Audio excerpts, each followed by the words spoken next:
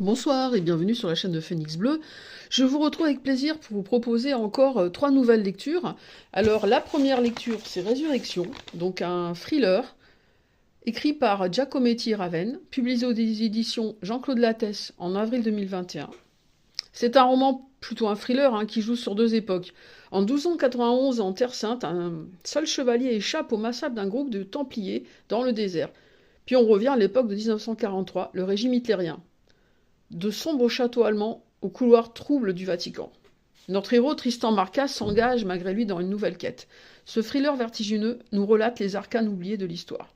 Les 2 auteurs forment un duo d'auteurs français qui a su conquérir un large public. Ils se sont associés pour des séries d'enquêtes ésotériques à succès. Leur collaboration est très prolifique. Ils ont réalisé plus de 30 titres, en comptant les adaptations de bandes dessinées. Leur premier roman est Le Rituel de l'ombre, où apparaît Antoine Marcas pour la première fois. Donc Résurrection, un thriller très très intéressant. Le deuxième roman que je vous propose, c'est un roman qui appartient au XIXe siècle, écrit par Honoré de Balzac, écrit entre 1829 et 1842, publié aux éditions Folio Classique. C'est un roman qui appartient à la comédie humaine.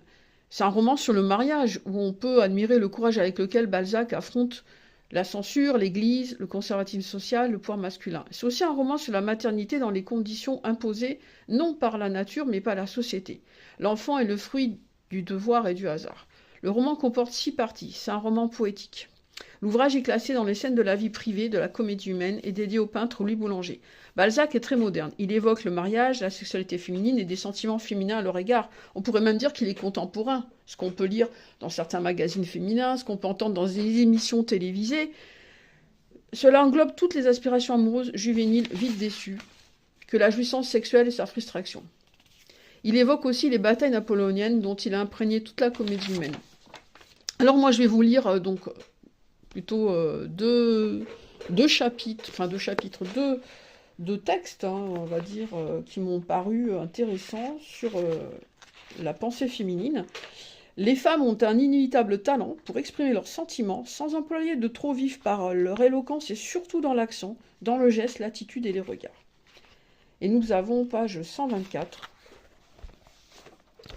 Madame de Wiffen était cette Luisa à laquelle jadis Madame d'Aiglemont voulait conseiller le célibat. Les 2 femmes se jetèrent un regard d'intelligence qui prouvait que Julie avait trouvé dans son amie une confidente de ses peines.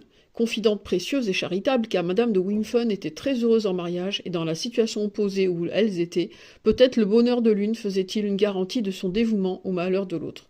En pareil cas, la dissemblance des destinées est presque toujours un puissant lien d'amitié. Bon, moi je trouve que c'est